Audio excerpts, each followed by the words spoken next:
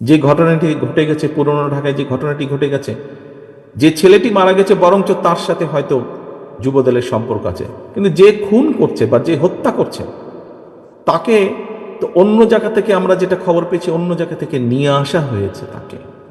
তাকে ধরা হচ্ছে না, ধরা হলো অন্যদেরকে অ্যারেস্ট করা হলো, তাকে ধরা হচ্ছে না, কি তাকে আসামিও পর্যন্ত বোধহয় করা হয়নি এখন পর্যন্ত।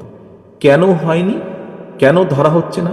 আমাদের পক্ষ থেকে তো একবারও বলা হয়নি যে তমুককে ধরা যাবে না, অমুককে ধরা যাবে, একবারও তো এই কথাটি বলা হয়নি। আমরা বরাবর বলে দিচ্ছি, একটু আগে যেটি আপনাদের সামনে বলেছি, বরাবর আমরা বলেছি অন্যায়কারী আইনের দৃষ্টিতে তার বিচার হবে, দলের সাথে তার কি সম্পর্ক কিচ্ছু যায় আসে না, তাকে দল কোনো রকম প্রশ্রয় দিবে না। কেউ যদি কোনো অন্যায় করে থাকে, তাহলে প্রশাসন ধরছে না কেন তাকে? আমাদের এখানে রিজভী আহমেদ সাহেব পরিষ্কার বলেছেন, দলীয় অবস্থান থেকে আমাদের যা যা করা প্রয়োজন আমরা প্রত্যেকটি যেটি যেটি জেনেছি, তদন্তের পরে যাদের যাদের সম্পর্কে প্রমাণিত হয়েছে অভিযোগ, আমরা আমাদের দলীয় অবস্থান থেকে তাদের বিরুদ্ধে ব্যবস্থা গ্রহণ করেছি।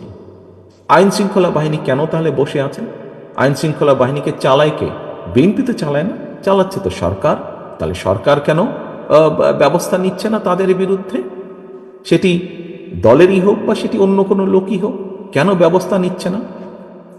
যে শহীদরা জুলাই আগস্ট সহ গত বিগত 15 বছরে যে মানুষগুলো প্রাণ দিয়েছে এদেশের মানুষের স্বাধীনতা, সার্বভৌমত্ব, রাজনৈতিক অধিকার, অর্থনৈতিক অধিকার প্রতিষ্ঠার জন্য বিএনপি সর্বশক্তি দিয়ে সেই শহীদদের মর্যাদা রক্ষা করবে, প্রতিশ্রুতি বাস্তবায়নের মাধ্যমে। আমি আপনাদের সকলকে আহ্বান করব, আসুন আমাদের সকলকে চোখ কান খোলা রাখতে হবে।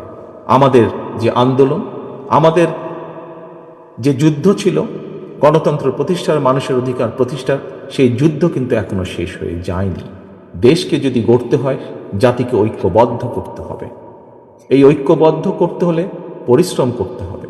দেশকে গড়তে হলে জাতিকে ঐক্যবদ্ধ করতে হবে। ঐক্যবদ্ধ করার জন্য সব প্রকার উদ্যোগ আমরা গ্রহণ করেছি।